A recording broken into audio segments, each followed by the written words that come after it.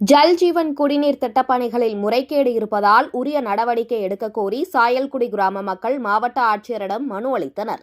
சாயல்குடி பேரூராட்சியில் ஜல் ஜீவன் மிஷன் திட்டத்தின் கீழ் நடைபெற்று வரும் குடிநீர் குழாய் பதிப்பு மற்றும் மேல்நிலை நீர்த்தேக்க தொட்டி கட்டுமான பணிகளில் கடுமையான முறைகேடுகள் இடம்பெற்றுள்ளதாக மக்கள் நல கூட்டமைப்பினர் குற்றம் சாட்டியுள்ளனர்.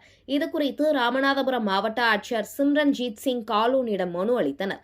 அதில் 1 முதல் 1.5 அடி ஆழத்தில் மட்டுமே குழாய் பதிக்கப்பட்டுள்ளதாகவும் சேதமடைந்த சாலைகள் முறையாக பழுது பார்க்கப்படவில்லை என்றும் குற்றம் சாட்டியுள்ளனர். மேலும் மேல்நிலை நீர்த்தேக்க தொட்டியின் கட்டுமான தரம் குறித்தும் சந்தேகம் வெளியிடப்பட்டுள்ளது.